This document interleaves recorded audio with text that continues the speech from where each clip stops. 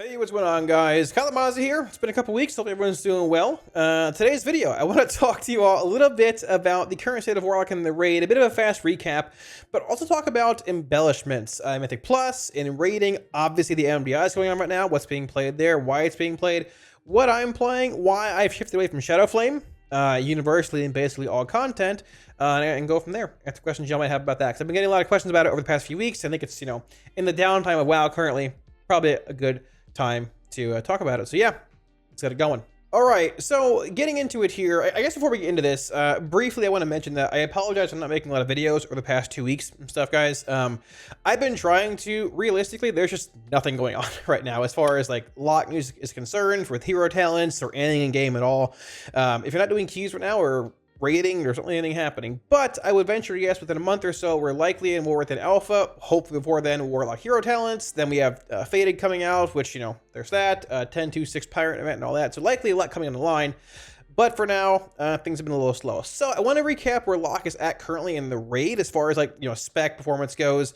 A bit of AF and Destro seeing some play now too on later fights, and then talk about gearing and embellishments. I've got a lot of questions about that over the past week or so, I guess 2 weeks, and I've changed mine a good bit as well. Looking at plus versus a raid setting, so on and so forth.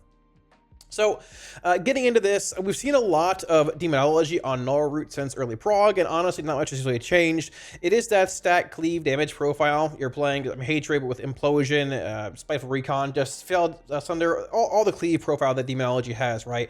I've seen a little bit, a few Warlocks shift towards playing Shadow Invocation in this fight, but with how it still has that single target element of focus and things. Ink Gang Boss likely gets the nod, at least for me it does, over Shadow Invocation, but Demonology unsurprisingly is dominating here. Now, I'll also mention that we talked about this early on in prog. We've seen a shift, in a sense, towards playing Pips in Naimu, or Pips in Mirror, or X, comparatively over Baloros. And that can be due at times, number one, just like big implosions, big secondary stat value and AoE, so on and so forth. Or the fact that Baloros timing on the fight might be a little awkward. For example, a 319 kill, if you Baloros on pull and Baloros at 2, you're getting 2 uses, but a third use would be at 4, right? Now, I made a video covering Baloros usage on stuff a few weeks ago, give or take, if you want to look back at that. But I mean, a kill time, let's say, of about 410 will get you 3 Baloros usages. But a kill time of 319 or 330 or whatever, where you're getting close to that third use but not getting it, there's a decent chance that Pips might pull ahead in certain spots. And at the same time, Baloros in general is sort of annoying to play with in the first place. So we're seeing a bit more Pips usage in Mythic Plus and raiding with mirrors, with non-use, even like Pips and Balefire at certain points. Some Genosaur Bloods as well over Baloros, which is a bit unsurprising but cool to see. Moving on from there, Igira, we have a lot of demo here. I've seen some Destro being played in this fight as well, if we dive a bit more into it here, if the logs will actually load. A bit of AF also, playing an interesting build with Soul Rot, the full Dark Harvest profile here, because you can get that large Spear Cleave every half minute or so, depending on how long the fight goes. Dread Touch, playing Haunt, and Crescendo for that, that Soul Rot half-minute window, but also that funnel damage you get from cleaving the spears with Soul Rot, and then being able to pump the boss, and a little bit of Spear Cleave as well, even though you're not playing Seed or anything. Rapture does cleave a little bit, right?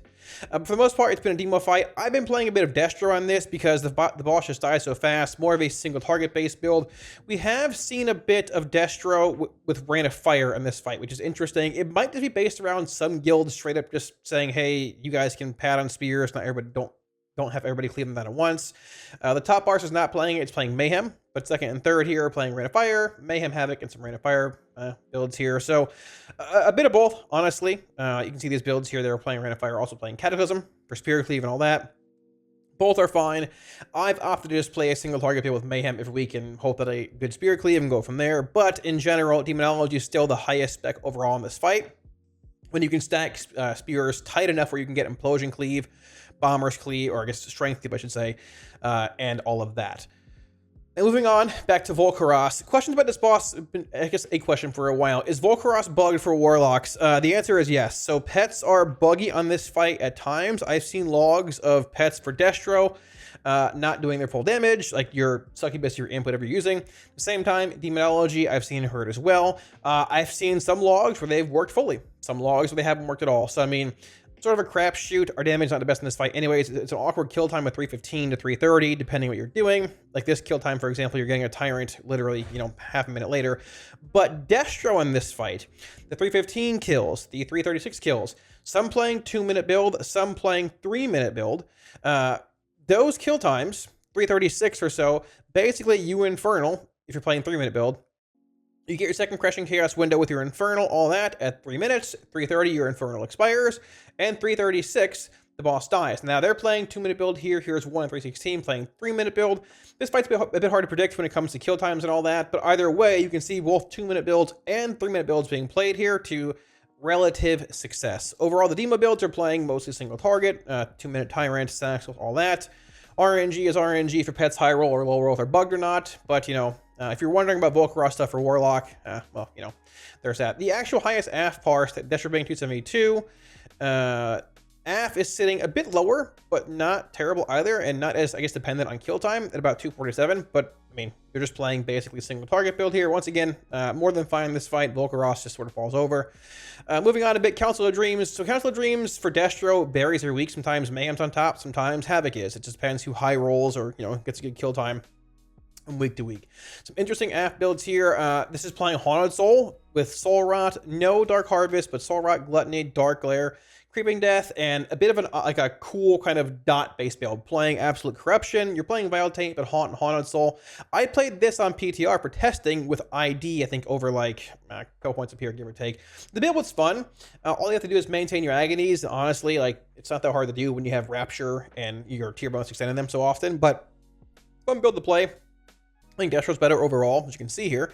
I play Demo every week because, I mean, who cares? The fight's a mechanics fight. You get ducked half the time anyways. But either way, AF doing well, Destro doing all right. And their stat. Laradar being a mix of Demo and Destro. A decent bit of 2-minute builds in this fight, seeing some play for Destro here as well. Being a 523 kill time, 024. Some guilds opting to Lust on Pole now for the fast push. Some guilds opting to Lust later on. But either way, getting those 3 Infernals in, getting some cleave on the ads when need be, and getting that big Destro burst. Solid, obviously. Faster kills here being 446. Robin playing Demo. Typical build here. Sack Souls, Cleave, base build, all that. Some play Sunder, some don't. I haven't seen much Sunder play lately. Most of them opting for double Sack Souls for that single target emphasis. But if you want a bit more Cleave on the ads, I guess when they spawn every so often, you can play Sunder. But I've opted for this build here, playing Sack Souls and all that. And going from there. Now, 9 views have been a mix of Destro, Demo. I've even seen some AF recently. It's mostly Demo right now, which is a bit surprising. I've seen Destro mixed in here a little bit, but honestly, I think every spec is fine on this fight. 12th and 13th, there's Destro here, playing basically the single target build with Havoc, just general cleave if need be, but even though you can cleave in this fight onto 9 and things in the intermission, you can't get really any relevant damage. You're not playing Rolling Havoc here, so the cleave is essentially sort of wasted, right? The boss takes 99% reduced damage, and once again, not generating any really Havoc stacks. You can't really cleave the ads. If you move them together, they just basically kill the raid. So, for the most part, this is 2-minute Destro build. A lot of the fights on 9 are somewhere around like the 445-minute kill time. You can see right here, 449. A good 2-minute Infernal fight, right? 024, Infernal ends 430, and the boss dies at 445, give or take. Solid fight for Destro. Fine for Demonology as well. You basically get Final Tyrant when you're coming in from that move with... at the 4-minute mark roughly, and the boss dies a bit later. Not bad. Seen a bit of AF play on it lately too. Not as high performing as Destro or Demo, but still looking pretty solid. Highest AF farce being, I think, 240 so? Sorry, 224. A bit lower, but also playing basically just the single target build here. Someone toast to it, and that is that. Now, moving on to some of the harder fights here. Smolderon, still mostly Demonology. A bit of Destro cleave in here, which is interesting. Or cleave, sorry. Destro parses, which is interesting. Let me filter. Let's just roll on here. It's probably fine. The highest Destro parse here being 280k, but it's surprising seeing Destro over AF in this fight. I assumed AF would be the better choice, because you can get that Soul Rot Rapture window basically every single, phase 1 and intermission. But at the same time, this person got 4 power infusions versus the top Warlock here getting 2 power infusions. I mean, once again, externals, is what it is. But they are playing 2-minute Infernal build here, all of that for good intermission lineups, all that kind of stuff. They are playing both Beloros and Naimu. The Warlock here is playing Beloros and Naimu as well, with pretty much a single target build also. And unsurprisingly, Demonology also performing pretty well in this fight. A lot of Boloros play here, some Boloros mirror usage, because mirror has that weird bug or issue where it does more damage and damage amps and all that kind of stuff. But still, Boloros and Naimi, a bit of pips and mirror, depending on what you're doing. But, you know, damage amps, big damage-based trinkets, sort of makes sense.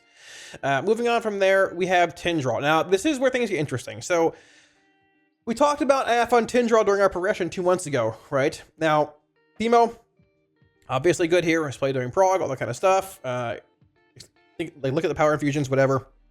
You know, write it off if you want, doesn't really matter. But the build they're playing here, same as always. Guillotine, Shadow Invocation, Bombers, all that cleave build. A lot of AF here, though. AF playing Pips and Naimu. I've seen both right here, Ashes and Naimu for big, just double, well, every other set, I guess. Varying sets, 1 set, 2 set, root, cleave, and all that. I'm going to filter by affliction here because we know Demo and Tindraw for the most part, right? Now, the vast majority of AF builds here are playing Doom Blossom for that really, really strong seed, or I guess root cleave, right? Now, pulling this up here, we can see in the actual breakdown, there's a Demo and an AF here. Now, this person also got 4 power infusions, so a decent bit. But if we go to Fiery Vine damage, right, a good bit here. Now, Demo and AF are, if like both are getting equal amounts, I guess, of AoE and externals, I've seen Demo be very high here as well. But the interesting part here, if we go to boss damage, the AF lock is higher than the Demo lock by a decent bit. And this is typically the trend we've seen in a lot of prog and things too. Demo is brought for that mass root damage, playing the Guillotine build, all that. If you try to shift towards a more single target build with Demonic Strength and like Hatred or whatever, just play AF.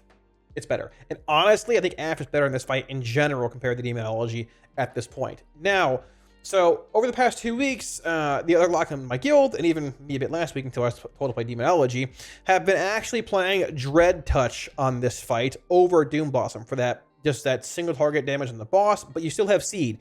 Still have So. I'm trying to find the actual parse here, a wall of Doom Blossoms. The highest Dread Touch parse should be right about here. There's 1, there's 2, we'll grab this.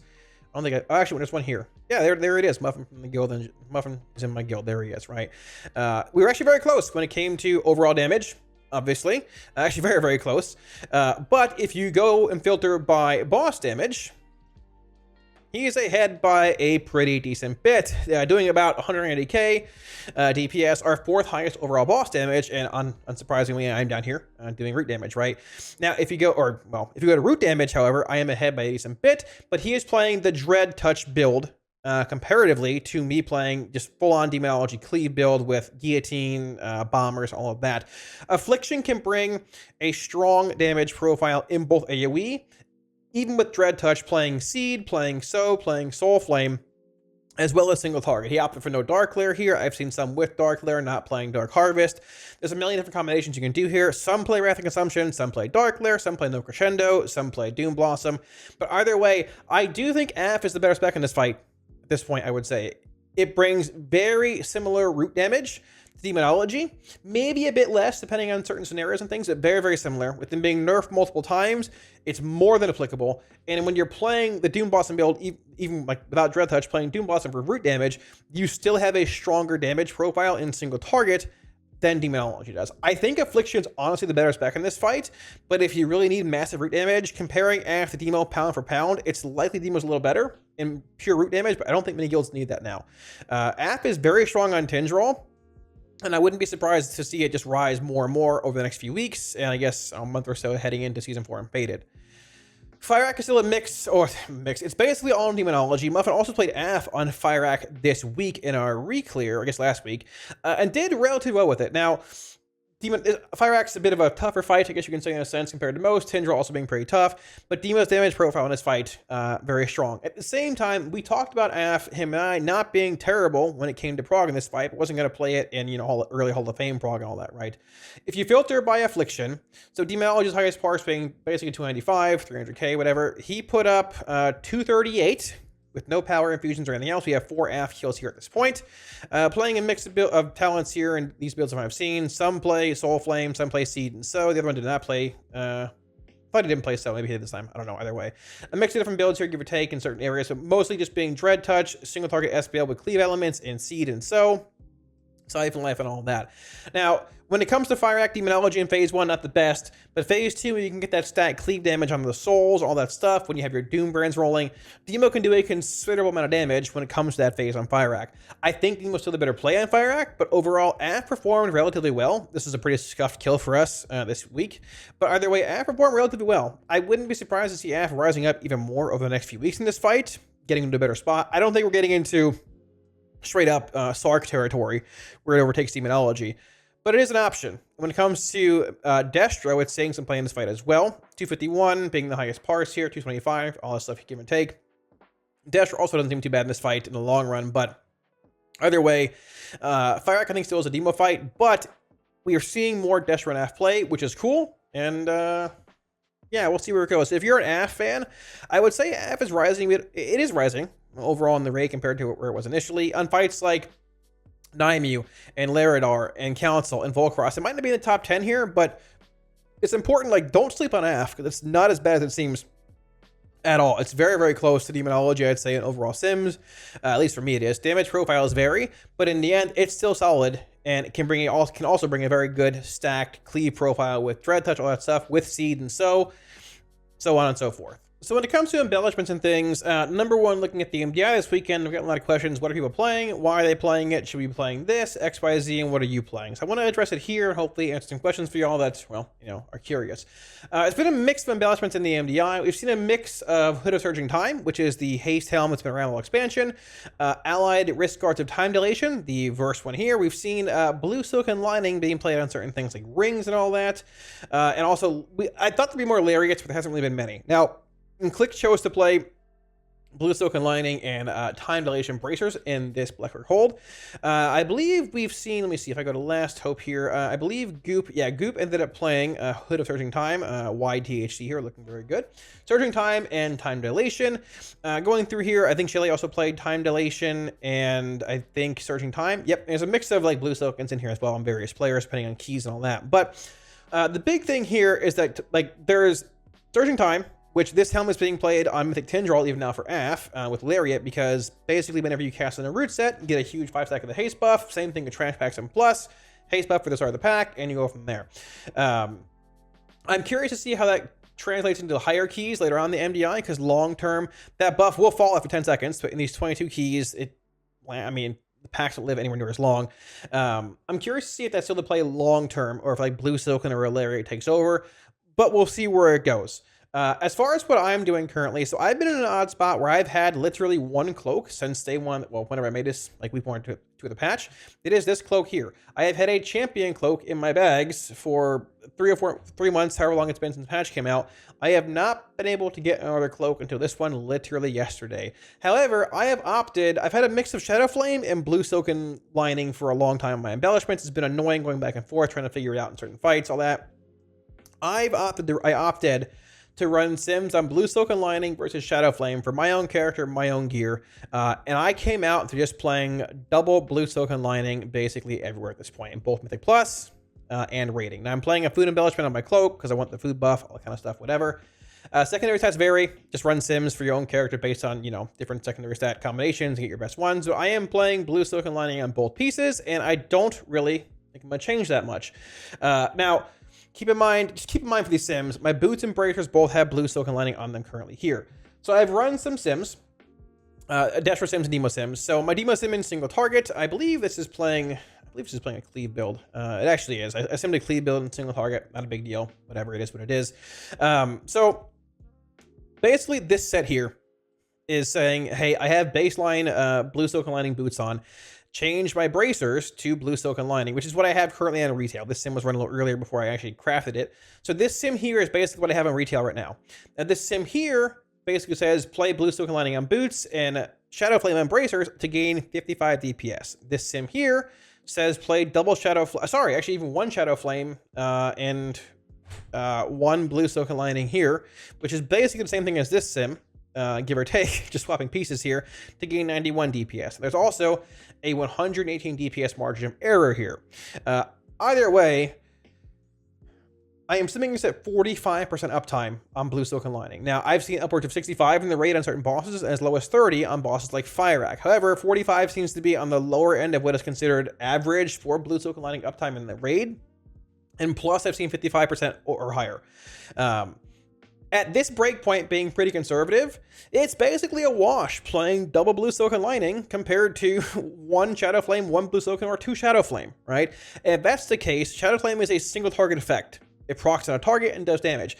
Blue Silken Lining will give you that mastery buff in single target. It's multiple targets, you're imploding, whatever. It scales. It's a secondary stat buff, right? Now, when it comes to AoE, unsurprisingly, Blue Silken Lining being here on bracers, my boots baseline have Blue Silken Lining on them.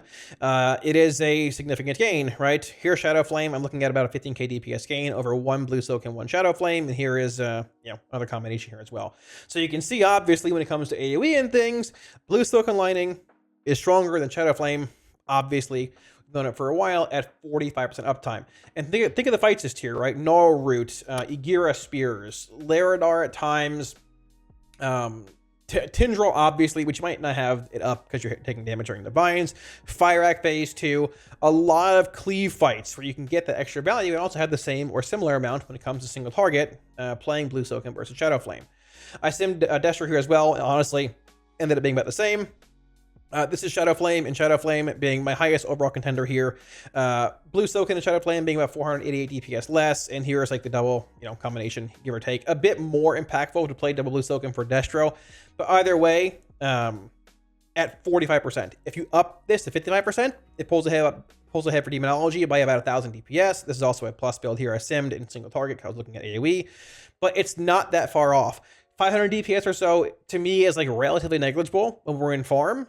And it scales in AoE, and I'm doing 250,000 DPS, right? And you can see when it comes to AoE, unsurprisingly, Blue Silken Lining is ahead by a significant margin once again. So I opted to play Blue Silken Lining in basically all my gear, and people were asking, where is Blue Silken Lining actually sitting pure uptime-wise in the raid? Not everybody believed me, right? So here, we can go into here. The buff is called Zone of Focus, which we can look up really fast here, on certain fights, and see where it's sitting for demo locks or whatever, right? So let's go into here.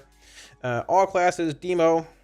So it's going to show basically all the parses that have Blue Silken Lining, whether it's one piece or two piece, the buff Zone of Focus in them, right? So we'll pull like number 3 here, right? And see what this is at. We are looking, this is Gnarl Root, for example. We'll grab this. We'll translate Zone of Focus uptime. We are looking at 63%. I am sitting at 45%. 55% pulls ahead by about 1,000 DPS. This is 63% on a fight like Gnarl Root, where you're getting that solid stat cleave profile, right? Pretty strong. When it comes to Igira, also, we can pull this up. Take a look at what we're sitting at here. Spear cleave, pretty relevant for this fight. Looking at Zone of Focus, 63%.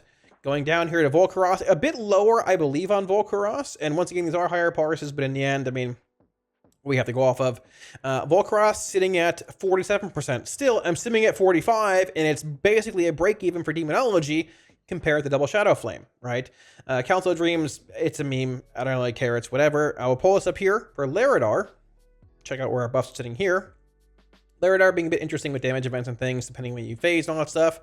Zone of Focus, 58%. I'm simming at 45%, and it's basically a break even. Naimi is a bit of an odd one, because a lot of like weird raid separation, damage going out, all that kind of stuff. Going into here, I can check it out. Zone of Focus, still 54%. Smolderon, a fight. It's very odd when it comes to damage profiles and damage being dealt in general in the raid. Filter by here, we can go into this. Zone of Focus, sitting at 58%. I'm simming at 45. Tindral. Now, this fight's a bit of an odd one, for sure, because you're taking damage during roots and all that. And I believe this fight, like the percent here, is accounting for travel time on the bird. I'm not sure. I don't know. I don't care if we're looking to it either way. But looking at the buffs here, Blue Silken Lining, Zone of Focus, 33%. But I believe these are flight times when you're flying on the bird, right? So let's go by phase 1, right? Phase 1, you are looking at, where is it at? You're looking at, here, filter by this individually, right? Phase 1, phase 1. I don't know why, once again, it's a bit awkward. You can see a pretty high uptime though, right? In your mission, obviously you're flying at this point, so not way up. Phase 2, looking at a relatively high uptime too. coming in here. It's sort of fragmented because like this is the end of the fight as well. It's basically phase 2 is here, relatively high uptime, but also a bit of movement with soaks and a lot of raid damage coming out with the spells. You're flying, I think, somewhere in here, and this is like getting towards the end of the fight, roughly, give or take. A little spotty in certain areas because you're rooted quite often, taking damage, but still not the worst, not the best. What you see in this fight is a lot more lariat use and sometimes Hood of Surging Time if you're playing AF for that haste buff. But even with all of that being factored in and the random fly times, you're looking at 33% in a mass AoE scenario, or even if you have it up at certain points in time for that mass AoE, comparatively to Shadow Flame being, you know, single target base. A little iffy on this fight, but look at Fire Act, for example, right? Look at the number 1 parse here. Just general uptime. Not as high as I thought it would be, but Fire Act I think is relatively RNG on this too. Depending if you get Blaze debuffs, if you cleave a Blaze, whatever, what have you. But pulling us up, we're looking at roughly a 45% uptime on Fire Act. And also, this mass AoE in phase 2, looking at a 60% uptime, which is where, once again, it's much more relevant in that mass AoE, the mastery buff, compared to Shadow Flame. So if it's basically a break-even compared to Shadow Flame in single target at 45% uptime, but you're getting 60% in certain points of the fight where there's AoE going on or whatever, to me, it just makes sense. I'm playing Blue Silken basically everywhere. We're on farm at this point. If Shadow Flame was a bit ahead in pure patchwork or whatever, and we're on prog, sure, I'd play it. But it's basically a wash. It's better, at least from what I've seen in Sims, depending on, you know, some bad pulls, whatever. It's basically a wash. Higher high end in AoE, a higher high end even in single target, depending on uptime of your health and all that. A bit of a lower low end, but you can play around that. You know what fights you're going to be doing, right? You know how Tendril works, you know how Fire Arc works, and all that. And go from there. One thing I had been messing with a bit, though, is playing Ichor of Devils over Frequent Donor, because Ichor of Devils only sacks 5% of your health instead of 20 from Donor. Well, it's not a huge deal if you're relying on the CDR for pack, it's fine, but popping your pack with Blue Silken drops your Blue Silken if you're playing Frequent Donor. If you're playing Ichor of Devils, it does not. It sacks 5% health for basically 500,000 damage shield. It's pretty wild. So TLDR, I mean, as far as the MDI is concerned, there's a mix of like Surging Time Helms, Bracers, and Blue Silken Lining. I'm currently opting for double Blue Silken Lining, but I will likely craft a Hood of Surging Time at some point in the near future for Tendril and, well, other settings. So thanks for watching, guys. Wraps it up. Hopefully, if you have any questions about embellishments or MDI stuff, or just the general state of Warlock in the raid, I answered those questions for you. And yeah.